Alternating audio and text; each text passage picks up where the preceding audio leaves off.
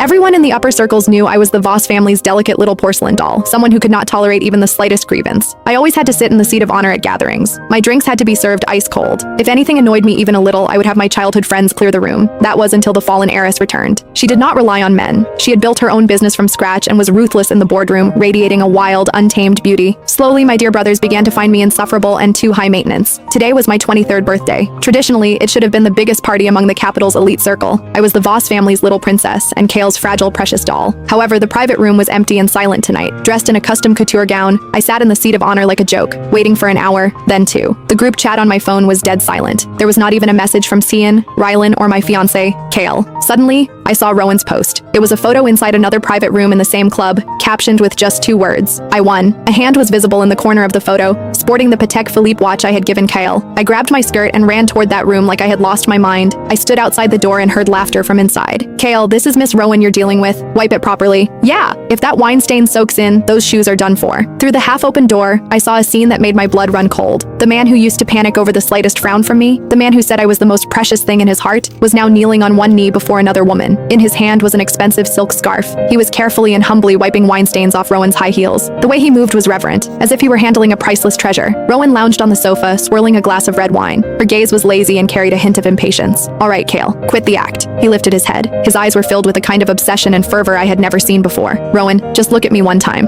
I don't care if it's while I'm wiping your shoes. I won't even get married. Deal? I'm sick of that crying porcelain doll anyway. Clatter. The gift box slipped from my hand and hit the floor. It was the cufflinks he had always wanted. They were one of a kind, something I had spent half a year working with a designer to get. The room fell silent instantly. Every gaze turned toward me. When Kale saw my pale face, panic flashed across his eyes, and he instinctively started to stand. However, the moment he met Rowan's half-smiling gaze, that panic vanished and was replaced by cold indifference and disgust. He frowned and said in an icy tone, "What are you doing here? But it's good timing. I've got some things I need to make clear." I bit down hard on my lip until I tasted blood. "Kale, it's my birthday today." He let out a scoff, tossing the stained silk scarf onto the table. "Birthday? Serafina, how old are you? Do you still expect the whole world to revolve around you on your birthday? Why don't you learn from Rowan? Be a little independent. Stop acting like a spoiled child who hasn't been weaned yet." Cian chimed in with an impatient tone. "Sarah, don't take this the wrong way. Rowan just got back to the country. Starting a business is stressful. What's wrong with us keeping her company? Can't you be a little more understanding?" Rylan added. "Exactly. We spoiled you before because you were young, but it turns out we spoiled you rotten. You can't handle even the slightest discomfort. How are you supposed to become the lady of the Howard family like this?" I looked at them, the men who once swore they would protect me for life. When did everything change? It started the day Rowan came back. She did not ride in luxury cars.